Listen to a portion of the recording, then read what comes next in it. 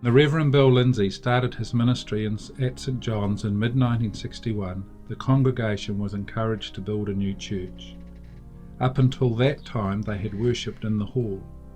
Mr Bert Elliott, the treasurer, led the fundraising group, and Mr Martin Yeoman was chosen as architect. Mr J. W. Linnell, builders in Hastings, were successful with their tender for £14,000, with the contract being signed and work starting. Early in 1963, the project went ahead with tenders for the church.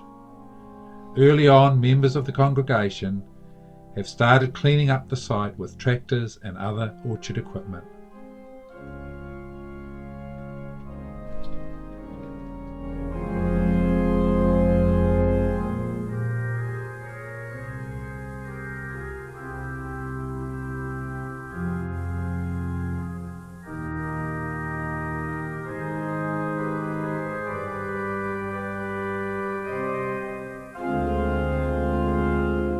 Well before the project was started, a building committee had been appointed.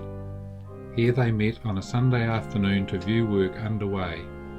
They were Jack Mackenzie, Daisy Smith, Bob McCracken, Session Clark, Reverend Bill Lindsay and Alec Crocket, joining the group from the Canberra position.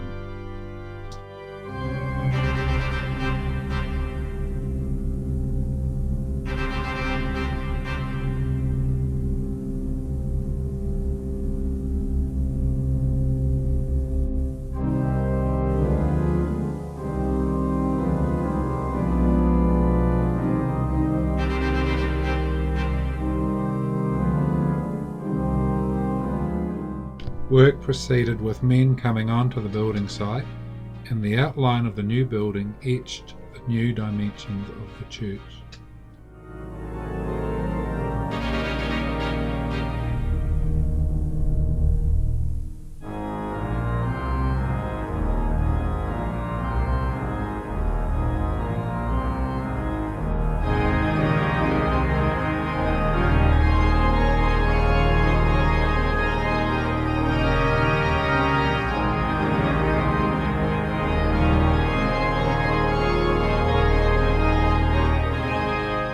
As spring had merged into early summer, the good weather marked the days, so there were no hold-ups.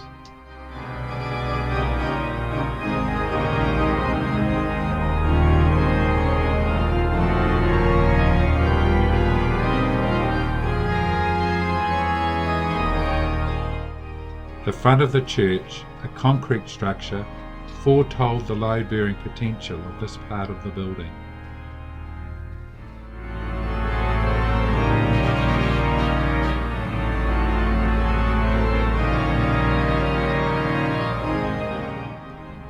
It was an early mark of progress. A brick facade to these walls followed much later.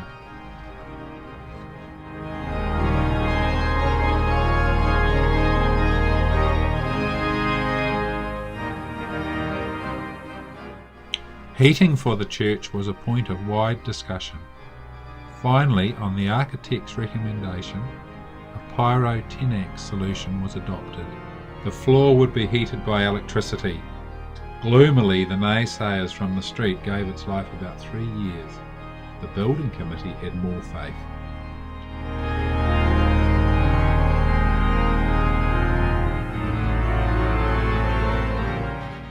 Bill Lindsay and Martin Yeoman.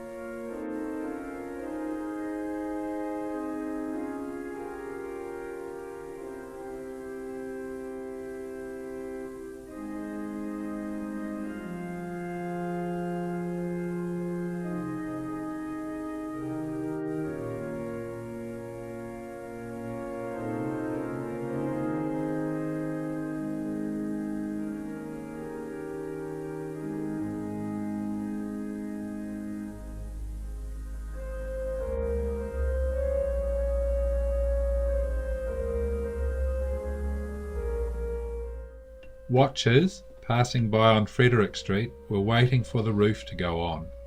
The steel work was done by a company in Havelock North.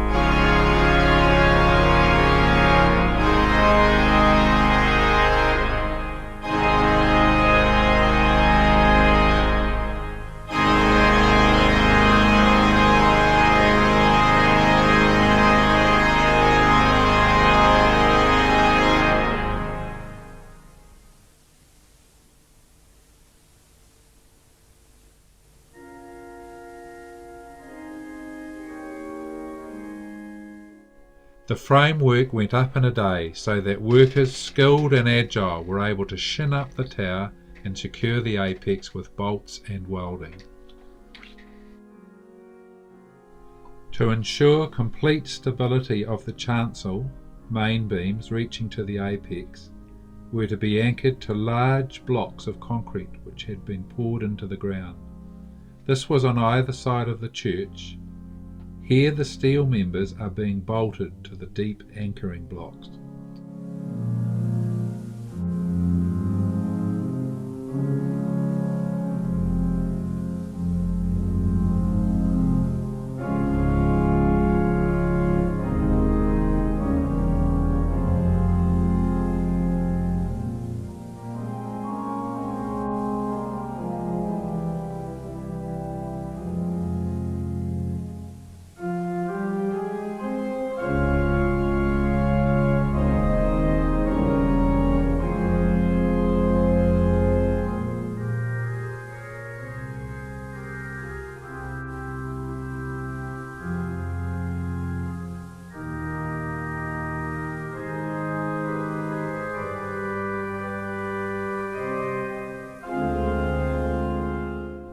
The framework went up in a day so that workers skilled and agile were able to shin up the tower and secure the apex with bolts and welding.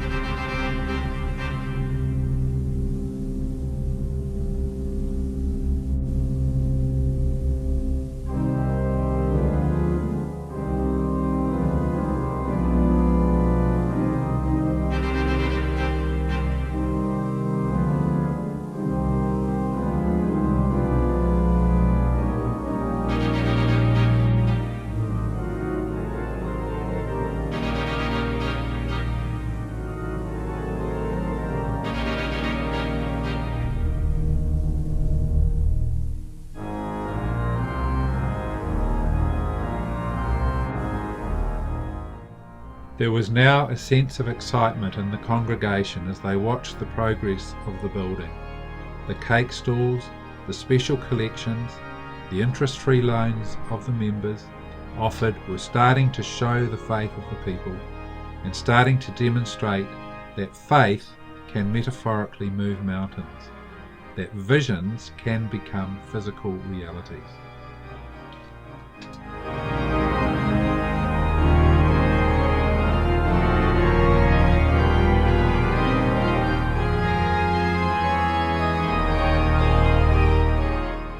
All the preparatory planning, the approval to build given by the Presbytery of Hawke's Bay, and then the final authority of the Architectural Committee of the General Assembly in Wellington were in the past. The new church of St John's was on its way.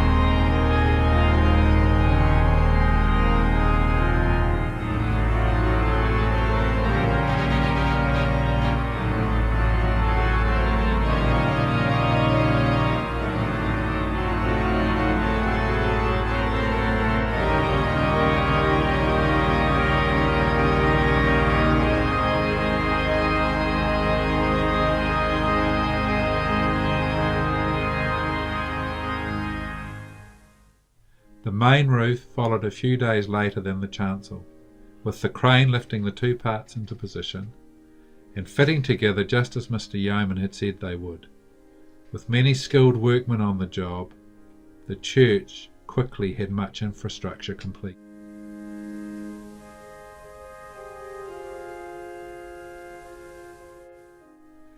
The roofing had been a consideration the building committee had long debated with the architect.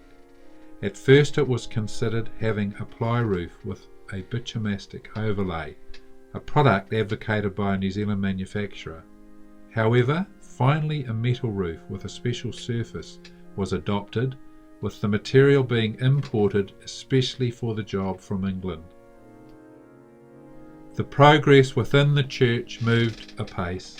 The ceiling went in and was painted.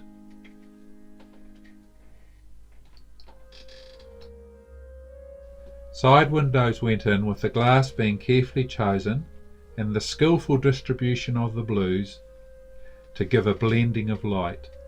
The windows in the chancel glowing at night to all who pass by on Frederick Street and casting a soft light down onto the communion table, yet suffusing over the whole front area. The communion table, lectern and white pulpit were all in harmony. Modern material to be used in a modern church.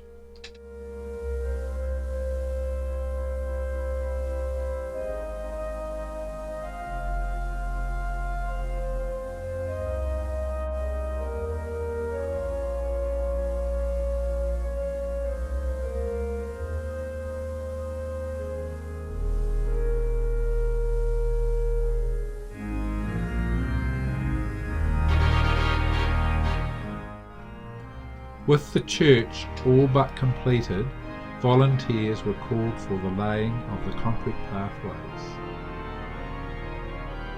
Bob McCracken was in charge of the concrete mixer. Jack Mackenzie measured up and superintended the boxing.